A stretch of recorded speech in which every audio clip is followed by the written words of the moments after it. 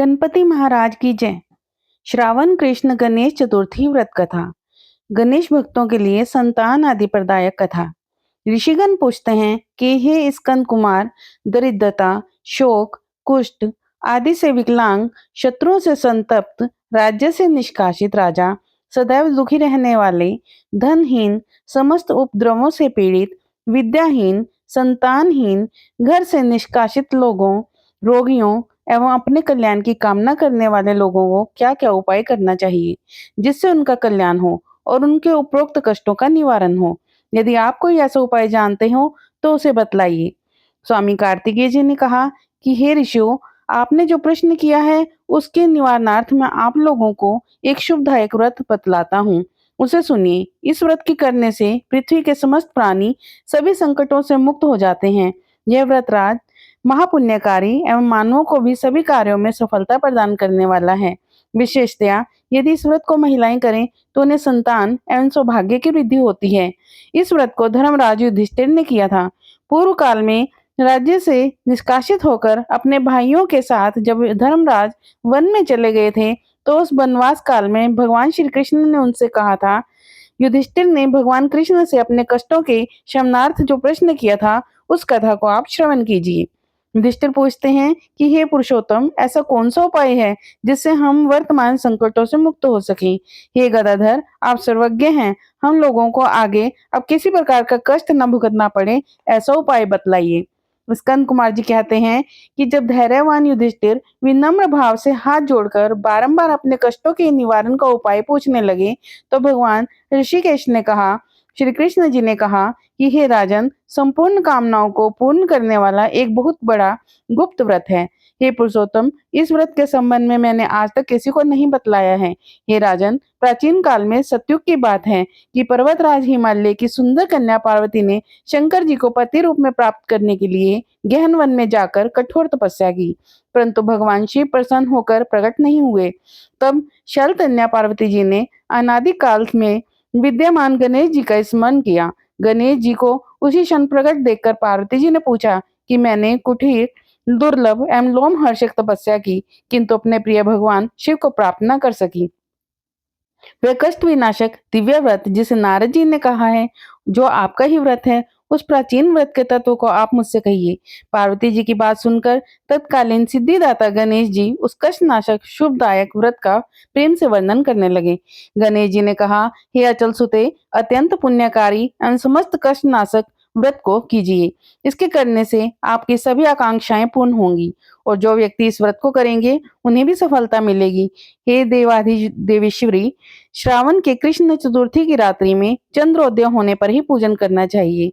उस दिन प्रातः कृत्य से निपटकर मन में संकल्प करें कि जब तक चंद्रोदय नहीं होगा मैं निराहार रहूंगी। पहले गणेश पूजन करके तभी भोजन ग्रहण करूंगी। मन में ऐसा निश्चय करना चाहिए। इसके बाद सफेद तिल के जल से स्नान करें। अपना नित्य कर्म करने के बाद हे सुंदर व्रत वाली, मेरा पूजन करें। यदि सामर्थ्य हो तो प्रतिमास स्वर्ण की मूर्ति का पूजन करें। अभाव में चांदी, अष्ट धातु अथवा मिट्टी की मूर्ति की ही पूजा करें।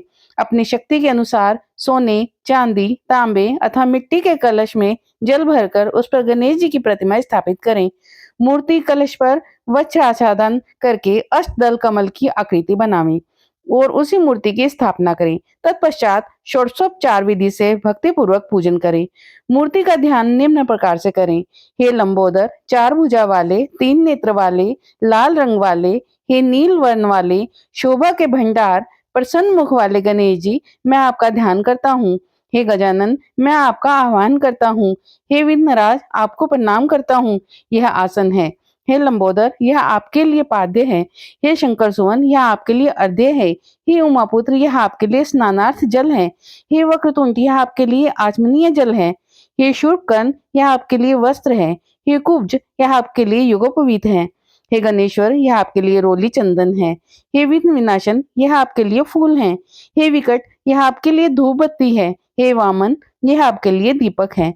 हे सर्वदेव, यह आपके लिए लड्डू का नैवेद्य है। हे सर्वशक्तिनाशन देव, यह आपके निमित्त फल हैं। हे विघ्नहर्ता, यह आपके निमित्त मेरा प्रणाम है। प्रणाम करने के बाद क्षमा प्रार्थना करें। इस प्रकार षोडशोपचार रीति से पूजन करके नाना प्रकार के भक्ष्य पदार्थों को बनाकर भगवान को भोग लगावें। हे देवी, शुद्ध देसी घी में 15 लड्डू बनावें। सर्वप्रथम भगवान को लड्डू अर्पित करके उसमें से 5 लड्डू ब्राह्मण को दे दें। अपनी सामर्थ्य के अनुसार दक्षिणा देकर चंद्रोदय होने पर भक्ति भाव से अर्घ्य देवें। तदंतर 5 लड्डू का स्वयं भोजन करें। फिर हे देवी, तुम सब तिथियों में सर्वोत्तम हो, गणेश जी की परम प्रियतमा हो। हे चतुर्थी, हमारे द्वारा प्रदत्त अर्घ्य को ग्रहण करो। तुम्हें प्रणाम है।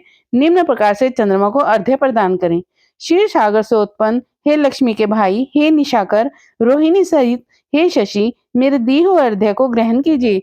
गणेश जी को इस प्रकार प्रणाम करें। हे लंबोदर, आप संपूर्ण इच्छाओं को पूर्ण करने वाले हैं, आपको प्रणाम है। हे समस्त विघ्नों के नाशक, आप मेरी अभिलाषाओं को पूर्ण करें। तत्पश्चात ब्राह्मण की प्रार्थना करें। हे द्विजराज, आपको नमस्कार है। आप साक्षात देव स्वरूप हैं। गणेश जी की प्रसन्नता के लिए हम आपको लड्डू समर्पित कर रहे हैं। आप हम दोनों का उद्धार करने के लिए दक्षिणा सहित इन 5 लड्डुओं को स्वीकार कीजिए। हम आपको नमस्कार करते हैं। इसके बाद ब्राह्मण भोजन कराकर गणेश जी से प्रार्थना करें। यदि इन सब कार्यों के करने की शक्ति न हो तो अपने भाई बंधुओं के साथ दही एवं पूजन में निवेदित पदार्थ का भोजन करें। प्रार्थना करके प्रतिमा का विसर्जन करें और अपने गुरु को अन्न वस्त्र आदि एवं दक्षिणा के साथ मूर्ति दे देवें।